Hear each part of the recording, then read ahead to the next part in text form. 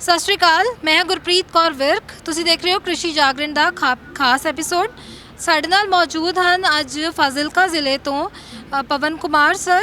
ਇਹਨਾਂ ਨਾਲ ਗੱਲ ਕਰਾਂਗੇ ਤੇ ਜਾਣਾਂਗੇ ਕਿ ਇਹਨਾਂ ਨੇ ਖੇਤੀ ਦੀ ਸ਼ੁਰੂਆਤ ਕਦੋਂ ਕੀਤੀ ਤੇ ਹੁਣ ਇਸ ਟਾਈਮ ਇਹ ਕਿੱਥੇ ਪਹੁੰਚੇ ਹਨ। ਸਤਿ ਸ਼੍ਰੀ ਅਕਾਲ सर। नमस्कार जी। मेरा नाम पवन कुमार है। मैं फाजिलका ज़िले का रहने वाला हूँ। तहसील अबोर गांव है दुतारा वाली।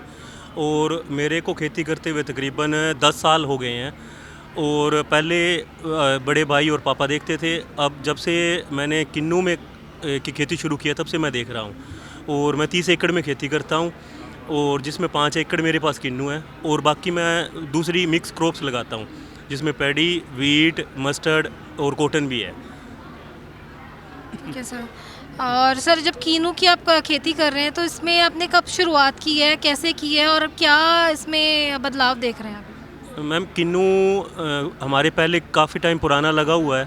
ठीक है, उसके बाद में मेरे को तकरीबन 7 से 8 साल हो गए हैं दोबारा रीप्लांटेशन कर रही हुए। और उस जब से मैंने रीप्लांटेशन किया तब से किन्नू को मैं ही देख रहा हूँ। और अब फ़िलहाल मेरी जो किन्नू की फसल है वो बहुत अच्छी खड़ी है। तो सर ये जो अभी कीनू की फसल अब इतनी अच्छी ग्रो कर रही है तो इसमें आप क्या ऐसा खास यूज़ कर रहे हैं कि आपको फ़र्क नज़र आ रहा है जो ये? मैंने मोस्टली जो फर्टिलाइज़र है वो बहुत कम कर दिया है, जैसे डीएपी और वगैरह वगैरह। और मैंने जब मेरे को 3 या 4 साल हो गए हैं मैं जायडेक्स कंपनी से जुड़ा हूँ। जायडेक्स एक बायो कंपनी है जो polymer based माइकोराजा, NPK, zinc, potash बनाती है। तो मैंने शुरू में जायोटेनिक एम जो माइकोराजा है पॉलीमर बेस वो यूज़ किया था। तो उससे मेरे प्लांट की बहुत अच्छी ग्रोथ हुई है और येलोपन नहीं था। और मेरे किन्नू की क्वालिटी थी जो वो बहुत इम्प्रूव हुई। और मेरे आसपास के जितने भी किन्नू के बागवान हैं जो भी हैं उनके अकॉर्डिंग अगर मैं देखूं कि मेरा बाग कहाँ स्टैंड कर रहा है तो उनसे मैं 60% बेटर हूँ। क्योंकि ना तो मेरे बाग के अंदर प्लांट ख़राब हो रहे हैं, ना 1-2% है। ये नहीं है कि मेरा बाग एकदम ओके है, बट वो पानी और बहुत से कारण हैं जिसकी वजह से, क्योंकि हमारे पानी का लेवल बहुत ऊपर है। वैसे तो अमूमन देखा गया है ना कि फाजिलका बेल्ट ऐसी है कि जहाँ पर पानी का लेवल बहुत नीचे है और पानी क्रॉप्स भी सारी वहाँ पर हो नहीं पाती इतने अच्छे से। तो ये कैसे मेंटेन कर पा रही है अभी? मैम एक तो हमारे जो फ्लड का पानी है, जैसे नहर का पानी है, वो हमारे बहुत अच्छा है। और दूसरा है कि हमारे जो नीचे का पानी है धरती का वो भी बहुत अच्छा है। बट मैं मोस्टली जो मेरे बाग का यूज़ कर रहा हूँ वो फ्लड इरिगेशन से ही कर रहा हूँ, क्योंकि ड्रिप हमारे जो वाटर लेवल है वो तकरीबन 10 फीट पे है तो डिग्गी पॉसिबल नहीं है। तो फ्लड है और पुराना बाग होने की वजह से हमारे पास पानी ज़्यादा है तो वो मेंटेन हो जा रहा है। अच्छा सर, जैसे अभी आप जाइडेक्स की बात कर रहे हैं तो जाइडेक्स करने से पहले जो आप कर रहे थे उसमें और इस जाइडेक्स के बाद प्रोडक्ट यूज़ करने के बाद आपको क्या फ़र्क लगता है कि पैदावार कितनी बढ़ी है? सबसे पहली बात तो ये है कि जब मैं पहले और प्रोडक्ट यूज़ कर रहा था उसके अकॉर्डिंग अगर जायडेक्स की बात करें तो जो इसका पॉलीमर बेस माइकोराजा है वो बहुत अच्छा है। उसकी वजह से मेरी ज़मीन है जो खेत की वो बहुत अच्छी बनी है और मतलब कि वो सॉफ्ट है। और उसके बाद में एक तो पानी होल्ड करने की कैपेसिटी बढ़ी है। और अगर ये मैंने देखा हुआ है मैम कि पिछले साल हमारे कॉटन की फसल थी, उसको मैंने पानी लगाया, उसके 2 दिन बाद में बारिश हुई तो हम एक में डाला हुआ था, एक में नहीं डाला हुआ था जायोटेनिक एम। तो जिसमें डाला हुआ था उसमें पानी नहीं था बारिश का एक दिन बाद में, और दूसरे में खड़ा था। यानी कि ये पानी को सोखती भी है और होल्ड भी करती है। तो किसमें कैसे आपको पैदावार में क्या फ़र्क लगता है कि कितना बड़ा है पहले से? मैम पैदावार तो बड़ा है पर क्योंकि इससे प्लांट की जो ग्रोथ है और उसकी मतलब स्ट्रेंथ कह लो या कह लो कि वो ग्रोथ कर रहा है, बहुत अच्छी ग्रोथ कर रहा है। और अगर शुरू के अंदर अगर पौधा ग्रोथ बढ़िया करेगा तो डेफिनेटली पैदावार तो बढ़ेगी। फिर भी कितना एक अमूमन अंदाज़ा में 20% इंक्रीज? इंक्रीज़ हुआ है। तो तो सर जैसे हम लोग पंजाब में ज़्यादातर देखते हैं कि सिंचाइयाँ लोग बार बार करते हैं, बार बार करते हैं, तो इस ज़ाइटोनिक को यूज़ करने के बाद कितनी सिंचाइयों की ज़रूरत पड़ती है? मैम, अदर क्रॉप की बात करें तो जो रूटीन में करनी पड़ती है वो करनी पड़ती है सिंचाई। और अगर मैं बाग की बात करूं तो कम से कम 2 तो कंफर्म है, 2 या 3 सिंचाई मेरे को कम करनी पड़ रही है। और उनमें भी अगर मेरे को एक टाइम ऐसा लगे कि मेरे पास पानी अवेलेबल नहीं है तो जायोडेक्स कंपनी का भी एक प्रोडक्ट आता है सुरक्षा के नाम से, मैं वो भी यूज़ करता हूँ। तो वो मैं मोस्टली जून जुलाई में ज़रूर यूज़ करता हूँ, चाहे ज़रूरत हो या ना हो। तो वो भी हमें मतलब कि पौधा ड्राइनेस ना महसूस करे, उसमें बहुत मदद करता है। तो सर जैसे अभी आपका अच्छा ही पैदावार हो जाती है, इसके बाद आप मंडीकरण कैसे करते हैं इसका? मैम, मोस्टली किन्नू की अगर मंडीकरण की बात करें तो मैं मेरे खेत से ही तुड़ा रहा हूँ, क्योंकि अभी मेरे को दूसरा साल ही हुआ है ज़्यादा ईड लेते हुए।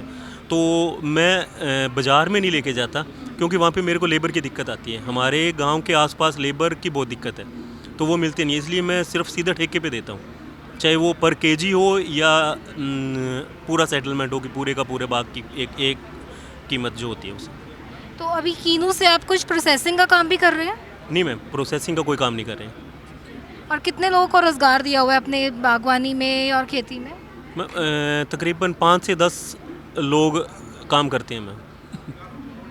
और सर क्या इनकम कितनी हो जाती है अगर साल में देखा जाए तो? अमूमन एक नौजवान अगर कोई इस चीज़ को शुरू करना चाहे तो छोटे लेवल से कितने शुरू कर सकता है और कहाँ तक इनकम जा सकती है? मैम, अगर किन्नू की बात करें या हॉर्टिकल्चर की बात करें तो हॉर्टिकल्चर में अलग अलग फसल के अलग अलग रेट हैं मैम, जिसमें अमरूद हो गया, किन्नू हो गया। तो किन्नू की अगर बात करें तो किन्नू कम से कम 4 साल से 5 साल पे जाके आपको अर्निंग देना शुरू करता है मैम। तो उसमें आप अपना खर्चा पूरा कर पाओगे, बट 7 से 8 साल के बाद में आपको प्रॉफिट होना शुरू हो जाएगा, क्योंकि वो तब अपनी मैक्सिमम यील्ड देनी शुरू कर देगा। और अगर बात करें खेती, तो अगर अदर क्रॉप की बात करें तो अदर क्रॉप में अगर हम मतलब विभिन्नता ला के करें और सही ध्यान रख के अगर करेंगे खेती तो मोस्टली बचत है मैम। ये नहीं है कि बचत नहीं है, नुकसान तो देखो मैम कोई भी काम करेंगे उसमें है। तो बट अगर आप सही काम कर रहे हो, टाइम टू टाइम थोड़ा सा स्टडी करके कर रहे हो तो बहुत अच्छा है। अच्छा, जैसे आप बागवानी कर रहे हैं, ऐसे आजकल चल रहा है कि चलन ऐसा कि आप इंटरक्रॉपिंग कर सकते हैं, एक क्रॉप के साथ दूसरी क्रॉप को लगा सकते हैं, तो ऐसा कि कीनू के साथ है? मैम, अगर आप 5 साल तक तो मोस्टली कर सकते हो, कोई दिक्कत नहीं है, क्योंकि स्पेस बहुत बड़ा रह जाता है। उसके बाद में भी अगर आपके पास जैसे मार्केट है कोई भी इंटरक्रॉप के लिए, जैसे बट आप इंटरक्रॉप मैम कर सकते हो जिसकी हाइट कम से कम 2 फीट 2.5 फीट तक हो, वो आप आसानी से कर सकते हो, किन्नू में कोई दिक्कत नहीं आती। अच्छा, तो सर ये जो अभी आप ये जाइडेक्स क्या प्रोडक्ट की बात कर रहे हो, तो इसको आप दूसरी क्रॉप में भी यूज़ करते हैं अपनी? हाँ मैम, मैं सभी क्रॉप में जाइटोनिक एम और NPK और जिंक तीनों चीज़ें यूज़ करता हूँ तो मैं। इसमें क्या फ़र्क आपको नज़र आता है कि पहले वाली, जैसे आप अभी बता रहे थे कि सरसों की भी आप करते हैं, तो जी। सरसों में आपको क्या नज़र आता है कि पहले में और अभी में क्या फ़र्क है? जैसे फसल कई बार गिर जाती है और जाइटोनिक के प्रोडक्ट में ऐसा बोला गया है कि फसलें गिरती नहीं हैं, काफ़ी जैसे नेचुरल जो भी होती हैं या आफताएँ आती हैं, तो उसमें ये फसल का टिकाव रहता है, गिरती नहीं है। तो फ़र्क नज़र आता है आपको इसमें? हाँ मैम, इसमें ऐसा है ना कि जब पौधा स्ट्रॉन्ग होगा तो सबसे पहले उसका तना ही स्ट्रॉन्ग होगा, जड़ें और तना स्ट्रॉन्ग होगा। अगर वो दोनों चीज़ें स्ट्रॉन्ग होंगी तो नेचुरली वो नहीं गिरेगा। ठीक है, तो आपको मतलब नज़र आता है ये चीज़? हाँ, हमें ये नज़र आता है कि हम जो प्रोडक्ट यूज़ कर रहे हैं तो वो प्रोडक्ट हमें एक्चुअल में फ़ायदा दे रहे हैं, और जो हम उस पर कीमत लगा रहे हैं उससे हमें 1.5 गुना फ़ायदा करवा रहे हैं। अच्छा सर, एक लास्ट क्वेश्चन मेरा ये है कि जैसे अभी आप ये आपको अवार्ड मिला है MFOI में, आपको कैसा लग रहा है और आप नौजवानों को क्या संदेश देना चाहते हैं कि फार्मिंग में भविष्य है, बाहर नहीं जाना चाहिए, यहीं रह के काम करना चाहिए? मैम, पहले तो आपका भी धन्यवाद कि अवार्ड मिला है मेरे को, और मैं इंटरव्यू कर रहा हूँ आपके साथ, और मेरे को बहुत अच्छा लग रहा है। और इससे मैं और ज़्यादा मोटिवेट हुआ हूँ कि मैं ज़्यादा मेहनत करूँ और मैं तो यही कहना चाहती हूँ मेरे साथियों या दोस्तों को कि हमें मिलके खेती करनी चाहिए, और खेती करनी चाहिए थोड़ी सी विधि से, कि ऐसा नहीं है कि आस-पास वाले को देख के कि उसने क्या डाला मैं भी वो डाल दूं। अगर फसल के बारे में पूरी जानकारी, पूरी नॉलेज हो, प्रोडक्ट की नॉलेज हो, अच्छा प्रोडक्ट डालो तो फ़ायदा है। ਤਾਂ ਇਹ ਸਨ ਸਾਡੇ ਨਾਲ ਪਵਨ ਕੁਮਾਰ ਜੀ ਫਾਜ਼ਿਲਕਾ ਤੋਂ। ਨਵੇਂ ਕਿਸਾਨ ਨਾਲ ਫੇਰ ਹਾਜ਼ਰ ਹੋਵਾਂਗੇ ਇੱਕ ਨਵੇਂ ਪ੍ਰੋਗਰਾਮ ਦੇ ਵਿੱਚ। ਤਦ ਤੱਕ ਲਈ ਧੰਨਵਾਦ।